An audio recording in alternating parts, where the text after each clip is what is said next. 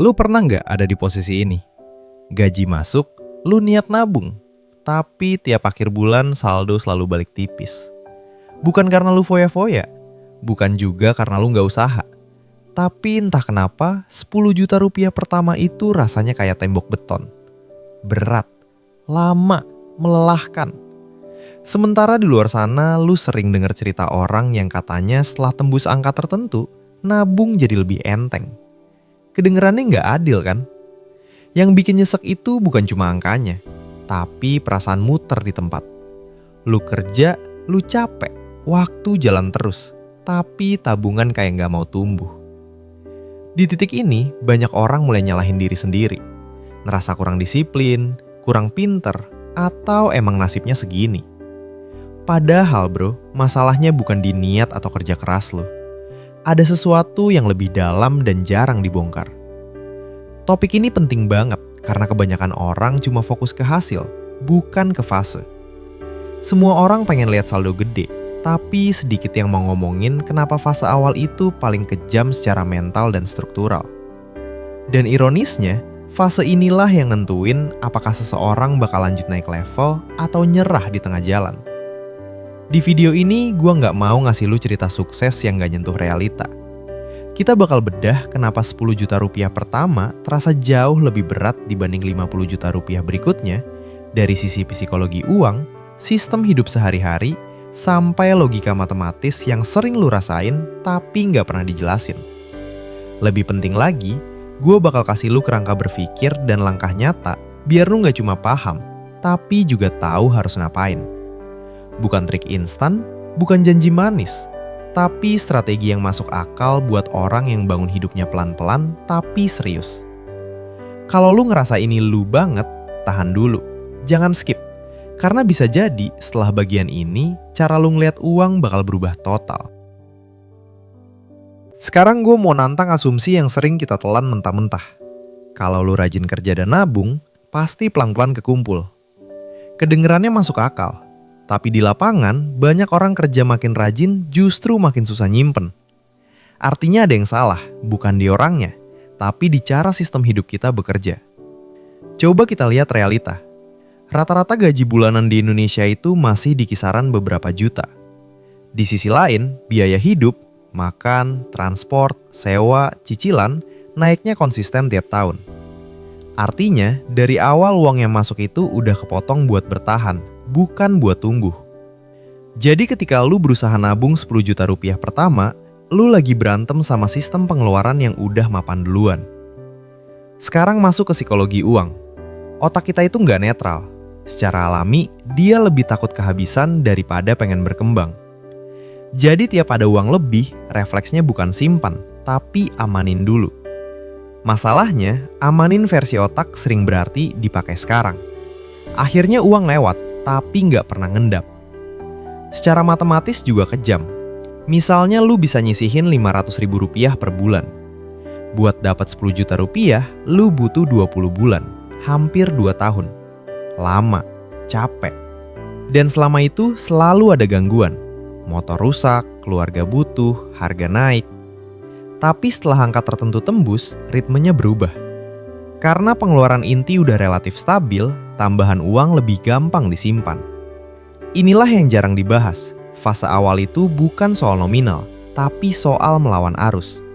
Dan kalau lu nggak paham ini, lu bakal terus nyalahin diri sendiri. Padahal yang perlu diubah bukan semangat, tapi strateginya.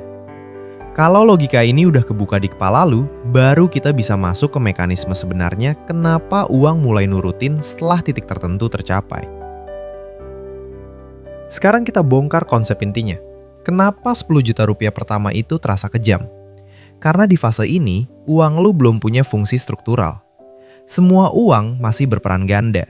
Buat hidup, buat darurat, buat mimpi. Ibarat satu orang ngerjain 3 kerjaan sekaligus. Hasilnya pasti ngos-ngosan. Jadi, setiap kali lu nabung, yang lu lawan bukan cuma godaan belanja, tapi ketidakjelasan peran uang itu sendiri. Di fase awal, tabungan itu bukan uang lebih. Dia adalah uang yang direbut dari kebutuhan hidup. Itu sebabnya secara mental terasa berat. Otak lu nganggep nabung sebagai kehilangan. Beda ceritanya setelah angka tertentu tercapai, saat uang mulai punya slot sendiri. Begitu uang punya tempat yang jelas, dia berhenti jadi beban emosional dan mulai jadi alat. Sekarang masuk ke mekanismenya. Anggap hidup lu kayak sistem pipa air.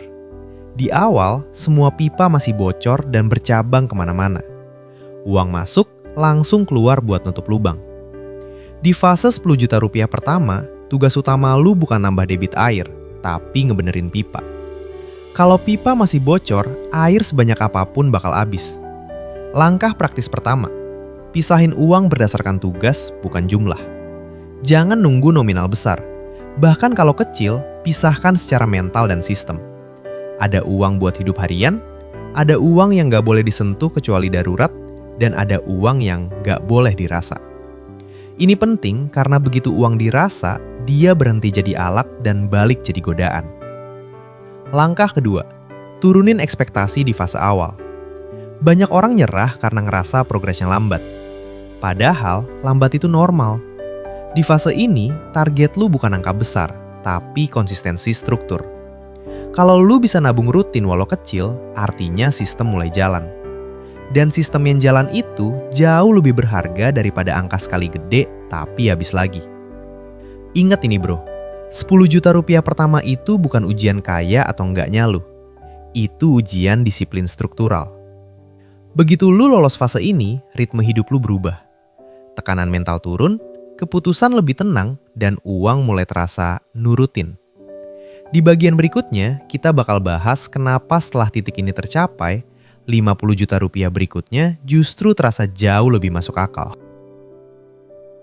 Sekarang kita masuk ke bagian yang sering bikin orang bingung.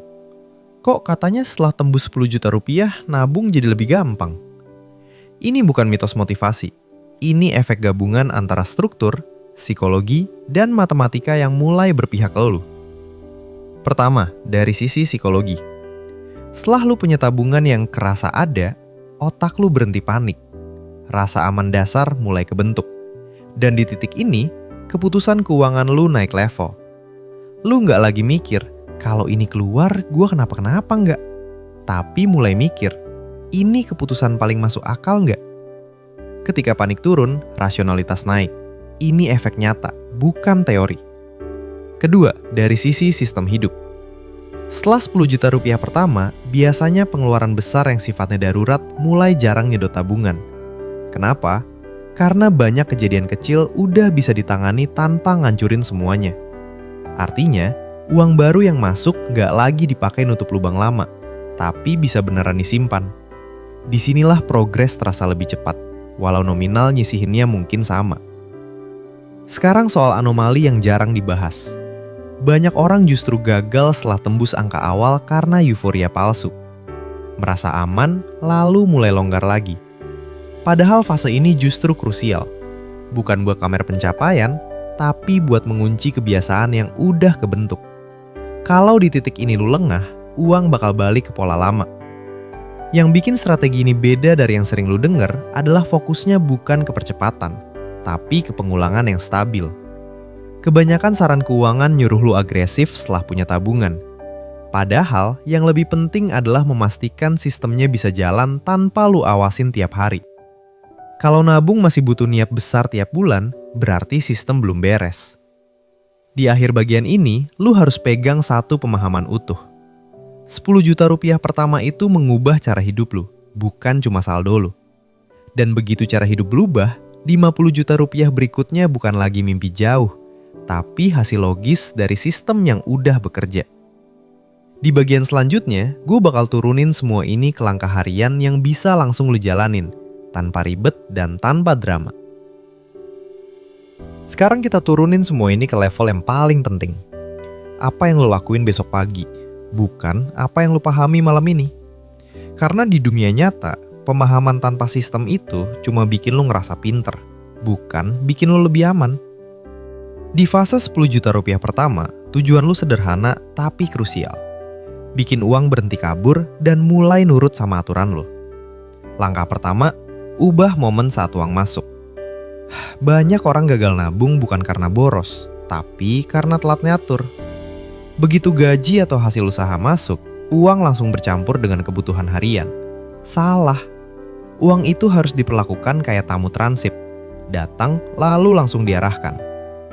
Pisahkan perannya saat itu juga. Nggak perlu persentase ribet. Pakai logika hidup. Yang bikin lu bisa kerja tenang, yang jaga lu kalau kejadian, dan yang pelan-pelan ningkatin posisi. Kalau lu nunggu sisa, hampir pasti nggak akan ada. Langkah kedua, bangun bantalan anti panik sebelum mikir jauh. Banyak keputusan finansial hancur bukan karena salah hitung, tapi karena panik. Jadi, target awal lu bukan angka besar, tapi jarak aman dari stres. Saat lu punya bantalan, otak lu berhenti mode bertahan. Dan di kondisi ini, lu mulai mikir jangka menengah.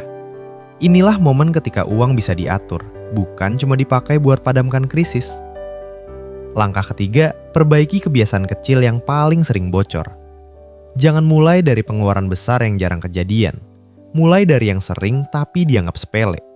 Karena bocor kecil tapi rutin itu lebih berbahaya daripada satu pengeluaran besar tapi jarang. Setiap kebiasaan kecil yang lu beresin, lu lagi nutup satu lubang di sistem hidup lu. Dan sistem yang gak bocor, otomatis bikin nabung terasa lebih ringan. Langkah keempat, atur ritme yang bisa lu tahan lama. Jangan bikin sistem keuangan yang butuh disiplin baja tiap hari. Itu resep gagal. Bikin aturan yang tetap jalan saat lu capek, males, atau lagi banyak pikiran.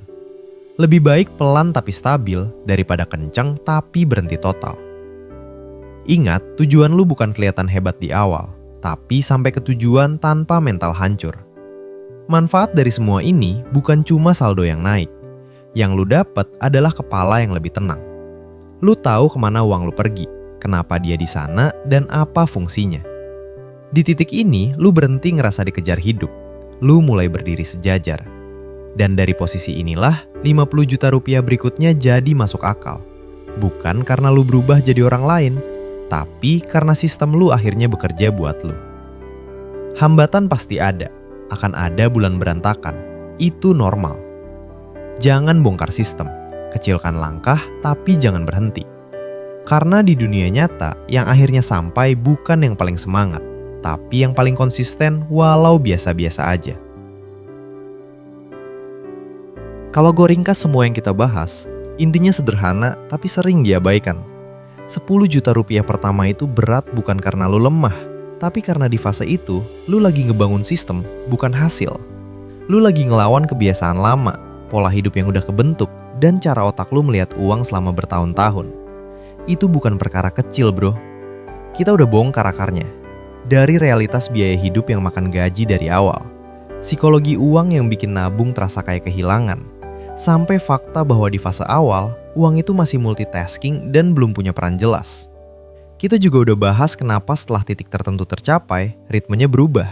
Bukan karena keajaiban, tapi karena struktur hidup lu mulai rapi dan panik mulai turun. Senjata utama yang perlu lu inget bukan nominal besar, tapi sistem yang konsisten.